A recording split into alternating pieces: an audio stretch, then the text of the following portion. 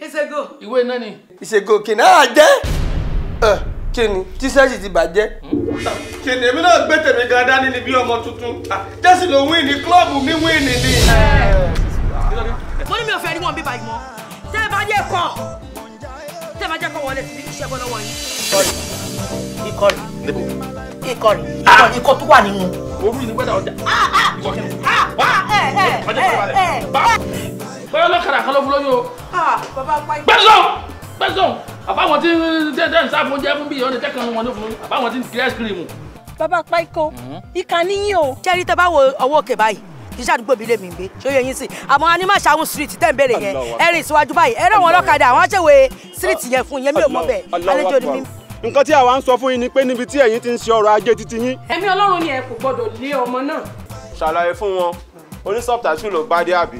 triple a nu ẹ mọ̀ pé tí ehe bá ti fẹ́ ra wọn wọ́n tó bí ehe ni. bá jẹ́ family tiwa ni tí bàbá mi bá fi jẹ́ a b ni màmá mi máa jẹ èmi ọmọ c ni bẹ́ẹ̀ a b c àbí. ẹ wá wí ká iṣẹ́ tó lọ́gùn ọ̀nà wọn wọ́n bẹ̀rẹ̀ sí ní jẹ tó ní condition méje fi à ń jẹ. Tọ́lánà lónìí àti ní gbogbo ìgbà ẹkùn apọkọjẹ ọkọ níjẹkújẹ. Nǹkan tó burú ni tó ṣe lè ṣe látọ̀ ó gbé fún fólò mi. Owó wọ̀sì òun lẹ́ lọ rí wá wá. Ẹgbẹ́ owó tí wọ́n bá gbé wá ìfẹ́ 500 ni o 1,000 àti pounds àti dollar àti europe ni wọ́n bá gbé wá torí tí mo fẹ́ fowó ṣe pọ̀. Mr. Kunle àtẹ̀yìn àti ìyàwó yìí kò sí kankan tó ní problem nínú.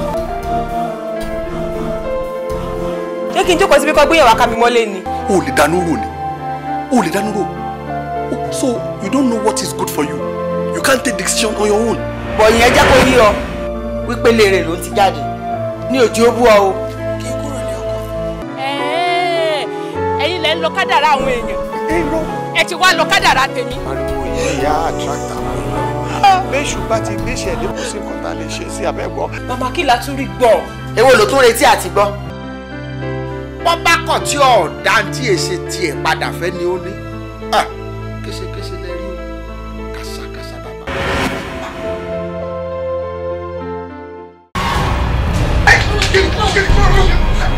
Ewu ń bẹ lóko ló ń gẹ o ló ń gẹ fúnra lára rẹ̀ gbé ewu.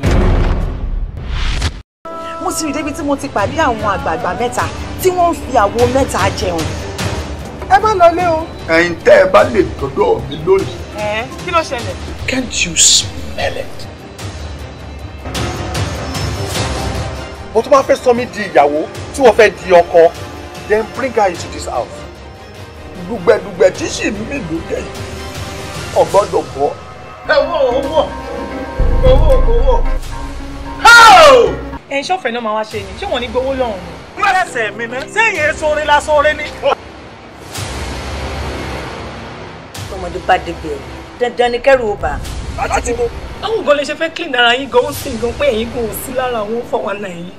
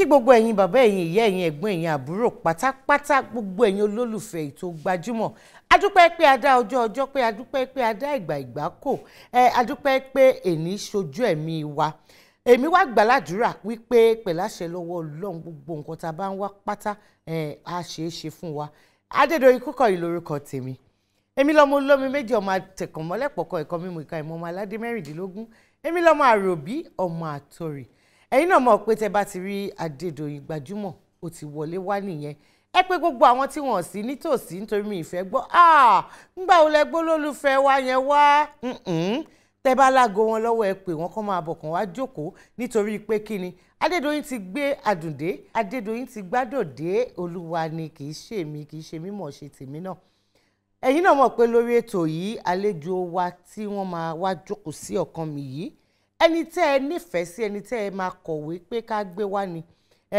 àwọn ti wá dé báyìí àwọn gan jẹ́ kó máa yé mi pé àwọn ti dé sí wa lọ́rùn o ọmọ yín ni wọ́n olólùfẹ́ yín ni wọ́n ọmọdé ni wọ́n àmọ́ tí Ọlọ́run ọba mi tó ń gbà fún tó dẹ̀ máa túbọ̀ gbà fún wọn wọ́n ń ṣe nǹkan àgbà òṣèré tíátà òun ni wọ́n jẹ́ ẹ jẹ́ ká bẹ̀rẹ̀ ètò yìí ní kíákíá nítorí ààrẹ ọjọ́ mùsùlùkùn àlejò mi ó yá ẹ máa wọlé bọ̀.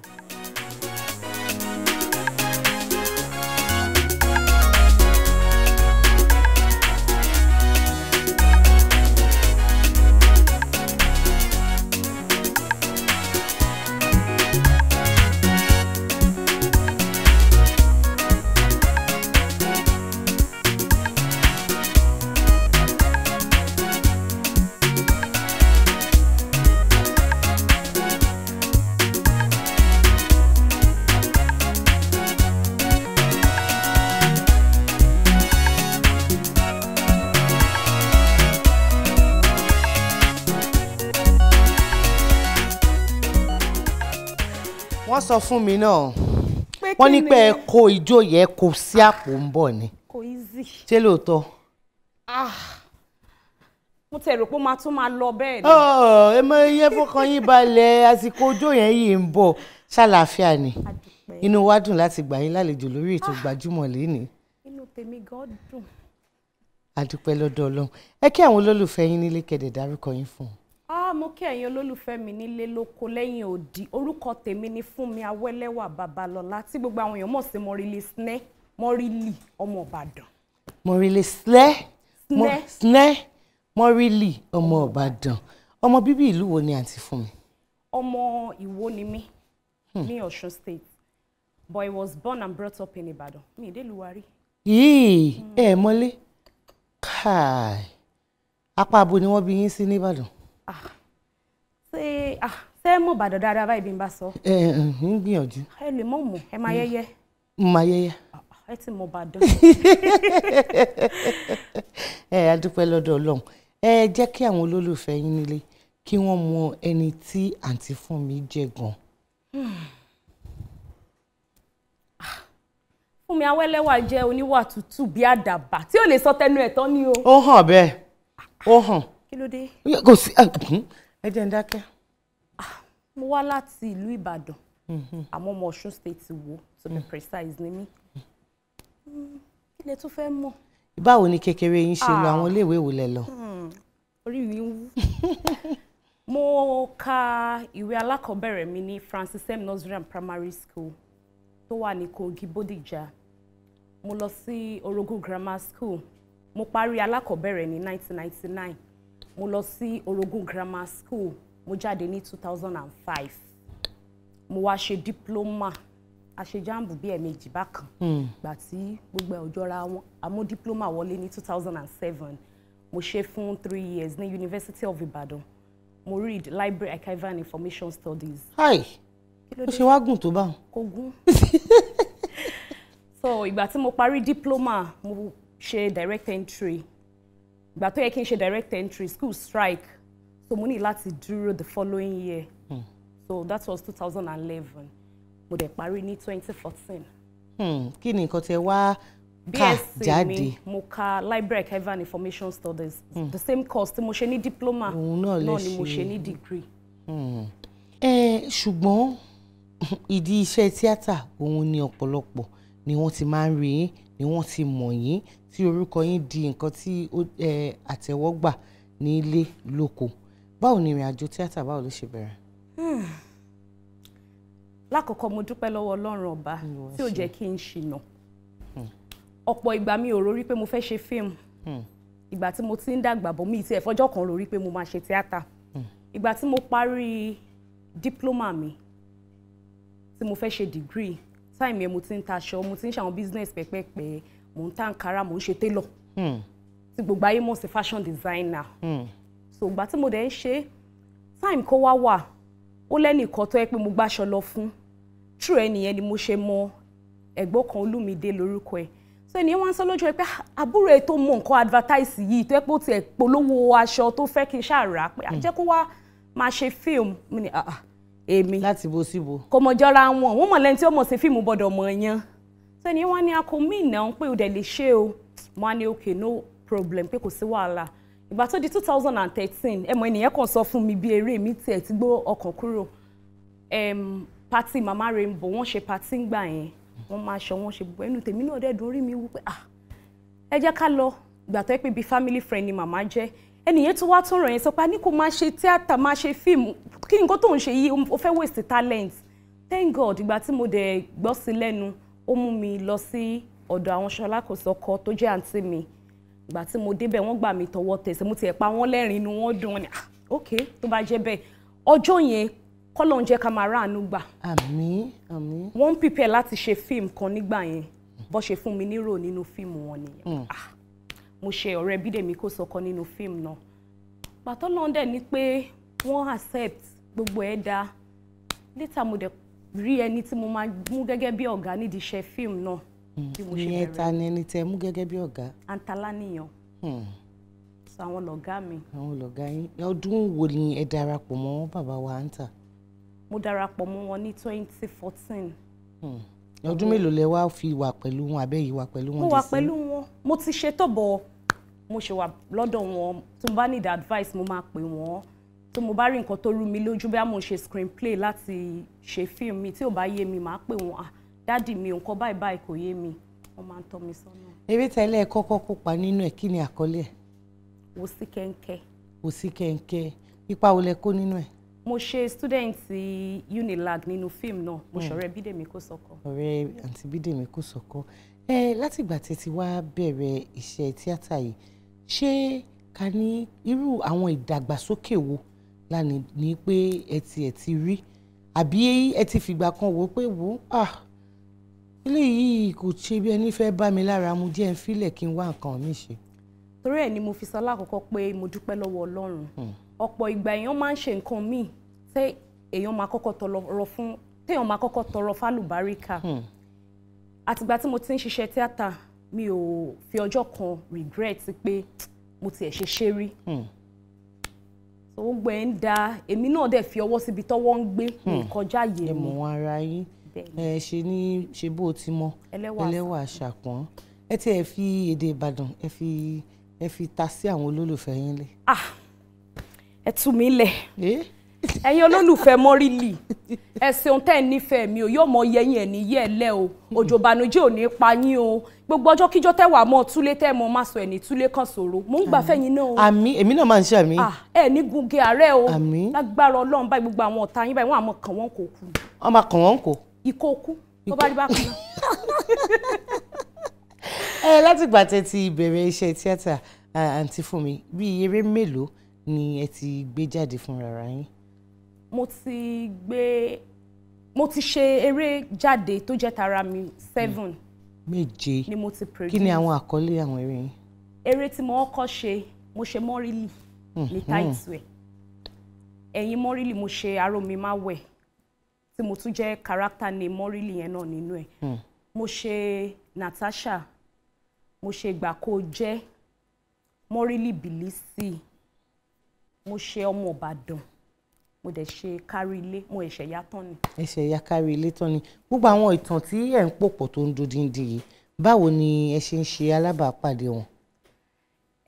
lákọ̀ọ́kọ́ nǹkan tó jẹ́ kó easy fún mi ni pé ibi tí mo gbé dàgbà ó dàbí pé kéèyàn wà ní comfort zone ẹ̀ ni so mo ń rí ìrírí lọ́pọ̀lọpọ̀ and títorí pé bí mo ṣe kékeré gbogbo àwọn eré kélégbé mo ta mo ró gbogbo nǹkan yẹn ni mo tò pọ̀ nínú gbà kó jẹ́ arómi máwẹ̀ yẹn ẹ mọ̀ fi bú mi ọ̀pọ̀ gbàǹgbà téèyàn wà ní school èèyàn awọ ẹgbẹ́ awo sí pé wọ́n mọ̀ mi ò sí bẹ́ẹ̀ bomi sápá bomi sẹ́sẹ̀ èèyàn lọ sí school so mo á ro gbogbo àwọn kinní yẹn pọ̀ pókè a ti ṣerú nǹkan báyìí rí ní kékeré tó máa ní ó máa rómi sá o ó máa rómi kò ń wẹ̀ o mo wá fi build story as a writer ni mo fi kọ arómi máwẹ̀ yẹn mo rí ní Bílísì ìyẹn òun ṣe story tí mo ti rò pọ̀ ná onípata ọmọ ni tó máa ń ṣèjọ̀gbọ̀n Bílísì even from the title Bílísì ẹni tó jẹ́ ọmọ líle Natasha fíìmù ìfẹ́ ni so character name mi ni Natasha nínú ẹ̀. ẹ ṣe ẹ jẹ́ ká wo díẹ̀ nínú iṣẹ́ tí àǹtí Fúnmi tí wọ́n ti gbé ṣe. ìrọ̀lẹ́ tí yín ta mọ́mí yín wo ní bẹ́ẹ̀ lu èbò lẹ́yìn tó yẹ pé bẹ́ẹ̀ sì wà irọ́ ba ayé yín jẹ́ irọ́ tẹ mọ́ pa fún ọmọga tó yẹ pé irọ́ náà fi mọ́ fún yín lówó náà fi mọ́ ń pè nǹkan yìí tẹ́mọ̀ ní àyìn yunifásitì mo wà mo wà ní UI mo wà ní UI mo wà ní UI orí ibú wo lẹ̀wẹ̀ yín jẹ́ pé yunifásitì ilé lẹ̀wẹ̀. kí ni àkọlé eré ẹ. Mọ́rílì Òrófó èmi kọ́ ni mo produce ẹ̀ but producer ọ̀rẹ́ mi kan ló produce ẹ̀. ọdún wo lẹ yaṣẹ́ yẹn. àyà ní ẹ mọ̀ pé kò ń ṣe production mi lè ha sórí but ó ti ṣe díẹ̀. ó ti ṣe díẹ̀ nísìnyí. so ẹni tó máa ń rojọ́ ni. ní tá a máa dá sí tí ó kàn. àǹtí Fúnmi iṣẹ́ tí ẹ̀yàn láàyò tẹ̀ ń ṣe yìí ọ̀pọ̀lọpọ̀ àwọn obìnrin bíi tí ni ẹ bá lẹ́nu iṣẹ́ yìí ọ̀pọ̀lọpọ̀ àwọn obìnrin bíi tí lẹ́jọ́ jẹ́ ṣàwáwù irú àjọṣepọ̀ wo ló wà láàrin gbogbo yín. àjọṣepọ̀ tó dáa ló wà láàrin wa. lákọ̀ọ́kọ́ mo bá yàn jà ẹ̀kejì ẹni tí mo bá mọ̀ pé mo bá nídìí iṣẹ́ mi ò ń fi ọjọ́ tí mo dé bò fẹ́ nìkankan mo jẹ́ kí àwọn tí wọ́n jù mí lọ nídìí iṣẹ́ ìkan mọ̀ pé ẹ wo ẹ jù mí lọ kò dẹ̀ sẹ́ni tó rí mi tó máa ní ọmọ Fúnmi Awẹ́lẹ́wà yẹn Mọ́rílì yẹn onígbéraga ọmọ mo nítẹríba sí gbogbo àwọn tó jẹ́ even àwọn míì ìtajọ jẹ́gbẹ́ gbogbo oníkálukú ni mo máa ń ṣe dáadáa sí mi ò dẹ̀ kí ń kọjá àyè mi bí mo yẹ sọ. so níjà torí Yorùbá ní kéèyàn sún mọ́yàn àbí kéèyàn jìn làámọ̀ṣẹ́ ni and ọ̀pọ̀ ìgbà téèyàn bá tún jìnnà tẹ̀tẹ̀ mọ́ òun ara ẹ̀ ni òfin tẹ́ láwùjọ ẹ̀fọ́ mà nǹkan tó ṣẹlẹ̀ nìyẹn. Gbajúmọ̀ lẹ́tọ̀ ètò ní Gbajúmọ̀. ẹ jẹ́ ká fi ẹ̀yin àti àwọn olólùfẹ́ yín sílẹ̀ báyìí láti lè dáhùn gbogbo àwọn ìbéèrè tí wọ́n ní fún yín àwọn tó ní ìbéèrè ní àwọn tí wọ́n dẹ̀ fẹ́ kí yín àwọn yẹn náà wà á jẹ́ kẹ́ ẹ wo ẹyọ kan ní ojú amóhùnmáwòrán nísìnyí àwọn èyí tó kù á jẹ́ ní àtẹ ayélujára ṣó ti yá abala yìí là ń pè ní ojú abẹ ṣó yá ká sojú abẹ ń kó ẹ já sojú abẹ ń kó. orúkọ mi ni Ìyáàfin Àlàbí Fọlákẹ́mi Mọ́rílì jẹ́ òṣèré tí mo like torí pé ó mọ iṣẹ́ ìníṣẹ́ àmọ́ ìmọ̀ràn mi fún ni pé ó ti máa ń bẹ jù nínú fíìmù especially ibi tí ò bá yẹ kó ti hùwà bíbẹ nígbà míì tó bá yẹ kó ṣe scene tó yẹ pé èèyàn jẹ́jẹ́ àmọ́ ìwà bíbẹ yẹn ló máa wù níbẹ̀ gẹ́gẹ́ bí gbajúmọ̀ òṣèré kó gbìyànjú láti máa tẹ̀lé role àti scene tó bá fún ibi tó bá yẹ kó ti hùwà jẹ́jẹ́ kó hùwà jẹ́jẹ́ bí tó bá yẹ kó ti hùwà bíbẹ kó hùwà bíbẹ. ẹ jẹ́ ìyá kọ́kọ́ bẹ àwọn olólùfẹ́ yín pé kọ́ tiẹ̀ má bínú náà. àǹtí tó sọ̀rọ̀ ẹ má bínú ọ̀pọ̀ àwọn iṣẹ́ tí mo ti ṣe tí mi ti bẹ ó pọ̀ bọ́ Ọlọ́run ló ń fìyàn hàn kí n tó ṣe fíìmù tí kárátà mi tiẹ̀ ti bẹ rárá mo ti ṣe àwọn fíìmù bíi ọmọ olówó bíi ẹni tó gentle naturally èmi gangan fúnra mi ò ń ṣe ẹni tó bẹ jù so tó bá yẹ pé ó lè ní bóyá fíìmù táwọn wò bóyá bí àwọn title films tí mo sọ sílẹ̀ production tèmi gangan tó jẹ́ àwọn fíìmù tèmi gangan máa ń gbé jáde mo máa fẹ́ ń bẹ torí èèyàn tútù ni mí. so nǹkan tí kí àwọn èèyàn tún lè rí yín ní ìdàkejì. bẹ́ẹ̀ ni màá kàn lè rí mi ní another side pé okay girl yìí ṣé báyìí náà ló ṣe soft ní ojú ayé a lot of films mi tó pọ̀ tí mo ti ṣe tó yẹ pé mi ò tiẹ̀ bẹ rárá. àwọn míì gan máa ní àṣegẹ̀ tó ń ṣe comedy yìí náà tún ni èlé àwọn nǹkan táwọn wò náà fi judge kọ́ máa wọ̀rí wọ́n máa rí mi ibi tí mo ti gentle wọ́n máa bomi sí mi lápò gan tí mi ní sọ̀rọ̀. ẹ ní sọ̀rọ̀ kankan. ó dà ìbéèrè eléyìí wá láti ọ̀dọ̀ Bánirẹ́ Ọládípọ̀ wọ́n ní pé àwọn kì í wọ́n wá ní pé ọ̀rọ̀ Tájù ń bolẹ̀ ìbàdí ẹ ti mọ̀ pé wọ́n á béèrè àbí. Tájù ń ṣe dáadáa a dúpẹ́ lọ́wọ́ Ọlọ́run Tájù ti wà ní one of the best school nìbàdàn ilé tó ń gbé women affair home tó jẹ́ one of the best nìbàdàn ni àwọn ìjọba dẹ̀ ń take good care of Tájù. báwo ni ẹ ṣe rìnrìn pàdé Tájù gan? nǹkan tó ṣẹlẹ̀ nìkan sẹ́ndì clip Tájù sí mi lórí Instagram tó ṣe tó ní kí ni èèyàn sọ ìgbà tó bí pé what is your name. ẹnìyẹn wá sọ ní sọ bíi kó fi máa bà Ìbàdàn jẹ́ pé orí nǹkan o Ìbàdàn tí ò jalè pé lẹ́yìn náà máa dàgbò máa tẹran kí ni ẹ wá touch mi ọmọ ìkéré if truly tí ò bá lọ sí school nǹkan tèmi plan tẹ́lẹ̀ ni pé tí mo bá rí ìgbà tẹ́ ẹni tó ṣe fídíò yẹn tó ní pé Ìbàdàn ló ń gbé pé mo kàn máa lọ sádùúgbò ẹ̀ tí mo bá rí mọ́mì àbí dáàdì ẹ̀ pé ẹ káàsán máa ọ ẹjọ́ o mi ò ní kẹ́ yọ̀ǹda ọmọ yìí fún mi but if possible tẹ́ bá lè allow mi kí n fi sí nearest school ládùúgbò tí ó wẹ́ ò pọ̀ jù kó kàn máa lọ school pẹ̀lú clip tí mo rí. So when I posted the video, mi kò sọ síbẹ̀ pé tí mo bá rí o inú mi máa dùn mí ìṣe mọ̀ pé ó máa go viral. So Uncle AY tó jẹ́ AY comedian immediately tí mo post kìíní yẹn náà repost ẹ̀ bí gbogbo ayé ṣe gbà nìyẹn pé okay àwọn náà wà in support Aunty Funke Don Jazzy a lot of people mohabudu pé àwọn náà máa support láti ràn lọ́wọ́. So ẹnìkan nìbàdàn wá ní tó yẹ pé òun wá Tájù Ọ̀ranyàn ló wà o ó máa rí níbẹ̀ ìgbà tí mo tún débẹ̀ mi ò rí thank God kí n má fọ̀rọ̀ gùn aṣáàpadà rí mi dẹ̀ ṣe ju ìwọ̀nba nǹkan tágbára mi gbé ìgbà tọ́rọ̀ yẹn dẹ̀ fẹ́ máa di bí wàhálà bí kọ̀ọ̀kan ẹ mọ̀ pé olóṣòro ṣe láyé tá a wà yìí àwọn àgbàlagbà náà wá advice mi pé tó o bá fẹ́ kọ́rọ̀ ọmọ ìfún ẹ ní scandal is better kó fún ìjọba torí ọmọ yẹn gọ́gọ́ ní kò wò ó kóun padà lọ sí ibi tóun gbé tẹ́lẹ̀ mọ́. ọ̀dọ̀ ta ló ń gbé nígbà yẹn lọ? bàbá ẹ̀ máa ń jáde láì àárọ̀ ó máa ń wọlé bíi 1 òru so ó máa ń lọ kiri ó máa ń tọrọ owó bó ṣe sọ ó máa ń tọrọ owó nínú ọjà ni bí kò ní ẹ fún mi 20 naira. màmá ẹ̀ ńkọ́? màmá ẹ̀ ti marry nísẹ̀yìn ó ti fi ọkọ mi. ibẹ̀ yẹn lẹ ti wá gbé ọ̀rẹ́ tẹ ti gbé nísìnyí báyìí Tájù wà pẹ̀lú àwọn ìjọba bẹ́ẹ̀ni ìyá ẹ̀ fọwọ́ sí bàbá ẹ̀ náà dẹ̀ fọwọ́ sí torí ìyá ẹ̀ wá láti sẹ́yìn tóun náà rí gbogbo nǹkan tó ṣẹlẹ̀ wọ́n dẹ̀ open everything sílẹ̀ tó clear sí wọn pé kò sí nǹkan tó máa ṣọmọ wọn wọ́n kàn fẹ́ fún ní good education so that kò ní dàbí àwọn ọmọ tó yá nǹkan sí ìlú. ẹ sọ lẹ́ẹ̀kan níbẹ̀rẹ̀ ọ̀rọ̀ yín ẹ ní pé ẹ lọ kọ́ bí wọ́n ṣe ń rán aṣọ tí wọ́n ṣe ń ṣe ara lóge ṣé ẹ̀yin ń fi eléyìí náà yàtọ̀ sí iṣẹ́ tíátà tẹ̀ ń ṣe ẹ̀yin ń fi ṣiṣẹ́? At the moment mi ò ṣe mọ́ báyìí mo ṣe tẹ́lẹ̀ tí mo tẹ̀ ní fashion house nìbàdàn but iṣẹ́ tíátà ò gbà ó máa ń gbaṣẹ́ lọ́wọ́ èèyàn níbò mi ìfìgbà kankan gbé sílẹ̀ mo ṣe máa padà tí mo bá ti build brand mi tí mo ti lórúkọ débi tí mo fẹ́ Ọlọ́run gbà fún mi mo máa padà sí díẹ̀.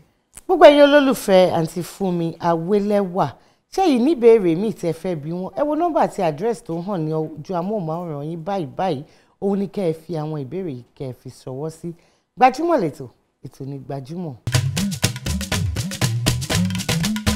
ẹ̀yin tèmi orúkọ mi ni Abímbọ́lá Kazeem aka Jigan Baba ọjà dáàdì ó ti yẹ Gbajúmọ̀ lẹ́tọ̀ ètò ní Gbajúmọ̀ ó ti yẹ torí máa fẹ́ kọ́gbọ́n tó fẹ́ mọ èdè Yorùbá tó fẹ́ mọ jìnlẹ̀jìnlẹ̀ tó jẹ́ confam ó ti yẹ tó ń ṣe àṣàwọ̀ orí tó máa ti bá rè Gbajúmọ̀ ló máa ti bá everything tó bá dẹ̀ bẹ́ẹ̀ rí Jigan Baba ọjà dáàdì àbò bẹ́ẹ̀ rí anybody tẹ́ pé òun ẹ̀ kò rí ibi tó máa ti bá wọn rè ó ti yẹ ọjà máa jẹ́ mi ọmọ àṣekínni ọmọ àṣẹ tó wà lẹ́gbẹ̀ẹ́ mi ni kò ṣe kíni kò já dànù ó ti yẹ kò ní bàjẹ́ God bless you wàá ṣeré wàá gbà ẹ̀ má yí kó ń bẹ́ẹ̀ Gbajúmọ̀ ni kíni mo pè é ṣé mo éèjì mi ni mo ní kó má gbé nǹkan kó bẹ́ẹ̀ fílẹ̀ ń bẹ́ẹ̀.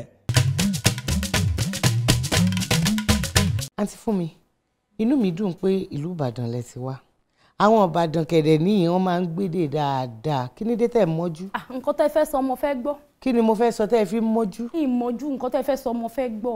kéèyàn kan má mọ́jú èmi o. ìmọ̀jú tó bẹ́ẹ̀. nítorí pé kí ni a fẹ́ kí àṣà ìṣe àti èdè Yorùbá a fẹ́ kó parẹ́ ìdí nìyí tá a fi gbé abala tó kàn yìí tá a fi gbé kalẹ̀.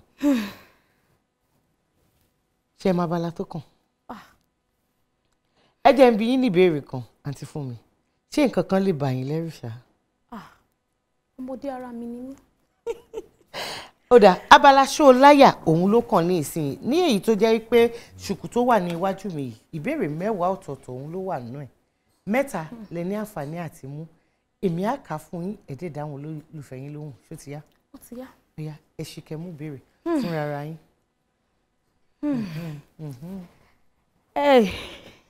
orí mọ́rí sin mọ́rí lọ o. Yẹn gba gbogbo question and answer o.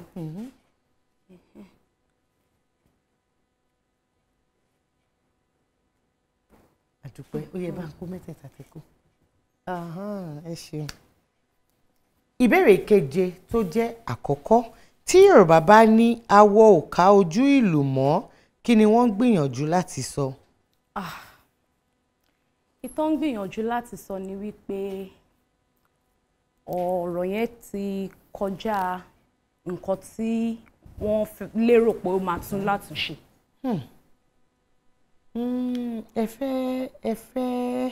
Ẹ fẹ́ gbà díẹ̀ àmọ́ mo fẹ́ kẹ́ ẹ tún mọ́lẹ̀ sí dáadáa. Awọ ò bá ojú ìlú mọ́. Awọ ò ká ojú ìlú mọ́. Awọ ìka ojú ìlú mọ́. Ẹ tí bóyá nǹkan tó ti bàjẹ́ àbí nǹkan tí ò ṣáà láti ṣe bóyá kí. Bí nǹkan ò tó ara wọn mọ́. Bí kí nǹkan ti bàjẹ́ kó wá máa bí mo fẹ́ pùtẹ́. Kó má lójútùú mọ́. Awọ tó bá ti já lórí ìlú tẹ́lẹ̀ náà nígbà tẹ́ bá fi paṣípaṣí ṣé yóò kára wọn mọ́. Àǹtí wọ́n rí ilé ẹ ti gbà ó ti dà bẹ́ẹ̀ ẹ ti dà kò sí jà ẹ ti gbà yẹn pàtẹ́wọ́ fúnra yín. Swagger clap. Ìbéèrè ìkẹfà tó jẹ́ ìkejì wọ́n ní ń borí mo borí wọ́n ní ń bọlẹ̀ mo bọ ilẹ̀ wọ́n ní ń bọ olúbọ̀bọ̀ tìrìbọ̀ kí ni Yorùbá ń pè ní olúbọ̀bọ̀ tìrìbọ̀? Mo borí wọ́n ní ń bọ ilẹ̀ mo bọlẹ̀ wọ́n ní ń bọ olúbọ̀bọ̀ tìrìbọ̀ kí ni Yorùbá ń pè ní olúbọ̀bọ̀ tìrìbọ̀? Ṣé òun ṣẹnu ṣá? Olúbọ̀bọ̀ ṣé òun ṣẹnu nígbà téèyàn bá ti borí tó ti bọlẹ̀ ẹnu wa náà ni kó má jà fún ẹnu kọ àbí. Ẹ gbà bẹ́ẹ̀ ni ẹnu ni ẹnu ẹni òun ni olúbọ̀bọ̀ tìrìbọ̀. Ìbéèrè àkọ́kọ́ tó wá jẹ́ ìkẹta. Ewé wo ni àwọn Yorùbá máa fi ń kọ́lé láyé àtijọ́? Ewé tán máa fi ń kọ́lé. Bẹ́ẹ̀ ni láyé àtijọ́. Mi ò gbé láyé àtijọ́ ní Fáṣán mo dáyé àmọ́ ewé tán fi ń kọ́lé. Ewé tán fi ń kọ́ ṣé òun ṣe ewé àkókò ni? Ewé àkókò bò ó. Bóyá ewé tíì. Ṣé ń gbọ́? Ó máa ń tẹ́rẹ́ báyìí mi ò mọ orúkọ ẹ̀ tó máa ń tẹ́rẹ́ báyìí bí ewé ráìsì bóyá ewé ó ṣáà máa ń tẹ́rẹ́ báyìí orúkọ ẹ̀. Ṣé ẹ mọ̀ àbẹ́ ẹ mọ̀? Mo mọ ewé yẹn àmọ́ mi ò mọ orúkọ ẹ̀. Kò tẹ́rẹ́ ẹ mọ̀ ẹ ti gbé lugi ó fẹ̀ ewé tó fẹ̀ báyìí ni. Ewé tó fẹ̀. Ewé tó fẹ̀ wọ́n dẹ̀ fi ń kọ́lé. Ṣé n sọ fún yín? Ẹ jẹ́ n sọ lásù wọ́n fi ń kọ́lé. Wọ́n fi ń kọ́lé láyé àtijọ́ bẹ́ẹ̀ ni. Bóyá ewé ọ̀gẹ̀dẹ̀. Ẹ mọ̀ ewé gbòdògì. Bẹ́ẹ̀ ni. Gbòdògì. Ewé gbòdògì òun ni bẹ́ẹ̀ ni. Ẹ dákun mi gbọ́ rí. Adẹ̀wà dúpẹ́ wípé nígbà àkọ́kọ́ ẹ̀kọ́ ìyẹn ní orí ètò Gbajúmọ̀. Inú mi dùn láti kọ́. Ó dáa kí bàbá ti kó labala yìí nísìnyí tẹ́ máa fi ṣe tán. Èdè Ìbàdàn ni mo fẹ́ kẹ́ fi dáhùn kẹ́ fi sọ̀rọ̀ kẹ́ fi ṣe ó pọ̀ kọ́ lẹ́rẹ́ ṣe ìyẹn ti Maurice Nẹ́. Ẹ ṣeun yọ yẹyẹ níyẹlẹ. Ẹ jẹ́ kọ́kọ́ parí abala yìí náà kẹ́ tó bẹ̀rẹ̀ tó ṣe ló dàbí ẹni pé mo tú yín lẹ̀. Snẹ́tẹ̀pẹ̀ ni kípàdì ni gbígbẹ́ tẹ́lẹ̀. Gbajúmọ̀ lètò ètò ní Gbajúmọ̀. Ó yá láti sìn lọ Maurice Nẹ́ òun ni mo fẹ́ máa rí. Tí ẹ bá ṣe iṣẹ́ tíátà tẹ́ ẹ̀ sí lóko iṣẹ́ kí ni nǹkan tẹ́ máa ń fẹ́ràn láti ṣe? Mo máa ń fẹ́ràn láti wà nílé pẹ̀lú mọ́ mi. Mọ́ mi yìí. Mo máa ń lọ sọ́dọ̀ wọn mo ń bá wọn ṣe tó bá fẹ́ gbàǹbọ̀n ṣe èmi sì fẹ́ràn oúnjẹ kí n jẹun kí n sùn. Ẹ mọ̀jú báwọn lọ. Mọ̀jú bẹ́ẹ̀ lọ. Ṣé adé orí ti wà àǹtí fún mi? Kò tíì sí àmọ́ ó ń bọ̀ lọ́nà. Lágbára lọ́wọ́ Ọlọ́run. Abala Gbajúmọ̀ jó òun ló kàn ní ìsìn mo fẹ́ kí èmi àti àǹtí fún mi ká ṣe kí ni ká fẹsẹ̀ rajó. Ẹ wulẹ̀ nà mí bíi ti jó mo mọ̀ yan lórí mi ìsìnlẹ̀ ní mọ́rílì sinẹ́lẹ̀ fẹ́ mọ́ rí jó mọ́rílì ẹ̀ rí. Ijó mọ́rílì náà mo fẹ́ rí mo fẹ́ kọ́jú mọ́rílì náà ni ó yẹ bá ń gbóhùn sókè lọ́hùn ijó ti yá.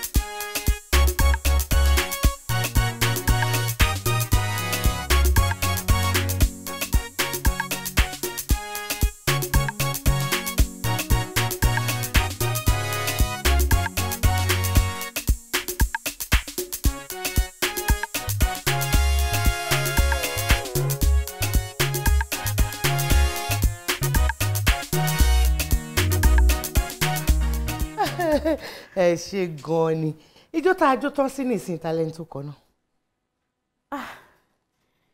mo happiness asofa flow everything gbogbo ẹ ti kò yé mọ́ congestion ni o ẹ dúró ná Mọ́gàjí Ayélọ lè rí mú sí Ìsádékúnlé Gold ni.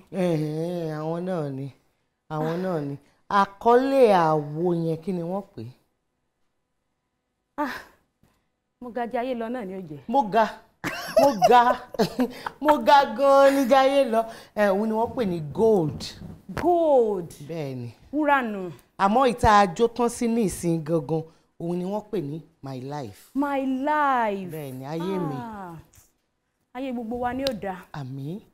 àǹtí fún mi létí tó lọ báyìí àmọ́ ẹ ṣe ìlérí fún mi o wípé tá a bá tún pè yín ẹ jẹ́ wa ní ìhò. ẹ̀yin láàmú bá a wọn ò ní fẹ́ lomi ìsẹ́yìn wa lẹ́yìn wà mọ̀nà fà ń wá gidi gan. ẹ ṣeun láti ọ̀dọ̀ olóòtú àgbà iléeṣẹ́ wa a ní ká fún yín lẹ́bùn yìí ẹ̀bùn wá láti iléeṣẹ́ NAFCAB Enterprises àti Dúpẹ́ Cosmetics tí gbogbo wa mọ̀ sí Alájà Shine nípa bambari ibẹ̀ láti ọ̀dọ̀ olóòtú àgbà iléeṣẹ́ wa ìyẹn April Ventures Limited wọ́n ní ká kí yín ìpè ẹ̀kú iṣẹ́ pé ká dẹ̀ fún yín lẹ́bùn yìí ó yá ẹ dúpẹ́ lọ́wọ́ wọn. ẹ ṣe gan o April Ventures Limited iléeṣẹ́ yín ò ní jóná wọ́n ti ní mọ̀ sọmọ́ rí báyìí iléeṣẹ́ yín ò ní jóná o yọ̀wà mọ̀ iye ẹ̀yin bẹ́ẹ̀ tí wọ́n ń gòkè ẹ̀ ní lọ́ọ̀lẹ̀ ẹ̀yin láwà mọ̀ bá àǹtí sáín Dúpẹ́ Cosmetics àti Fádàkì àbí kílẹ̀ pé wọ́n. NAFCAB ẹ ṣeun gan tí wọ́n mọ̀ ṣe ń gbẹ́bùn ìlọ létí inú mi ń dùn bẹ́ẹ̀ wo inú tí inú ọmọ ọdún ni Ọlọ́run ò ní ṣe yín lẹ́yìn tó sọ ń ṣògo tí òrógo ẹ̀ lò lágbára Ọlọ́run báyìí ọmọ yẹ yín ni ẹ ṣeun. ẹ̀ńtọ́ sọ ń ṣògo tí òrógo ẹ̀ lò Ọlọ́run má sọ gbogbo wa ní ẹni tí wọ́n sọ ní ṣògo àmọ́ tí òrógo ẹ̀ lò ògo gbogbo wa pátá àárí lò ni ó dẹ̀ wúlò. ilé tiwa tó lọ báyìí ẹ jẹ́ a máa sọ wípé sìmí títí ńkọ́ òun làwo sìmí títí sìmí jìnnà làwo sìmí jìnnà ká sinmi títí kò dàbí ká bá ní délé kábánidélé kò dàbí kájọ lápérò rere àdúrà tèmi àti àǹtí fún mi sí gbogbo ẹ̀yin olólùfẹ́ wa pátá òun ní pé kí Ọlọ́run Elédùmarè kó má kọ àtúnrìn gbogbo wa kí ó tó wá di ọjọ́ mi ọjọ́ rẹ ńkọ́ Adédoyin ló ń dágbére pé láyọ̀.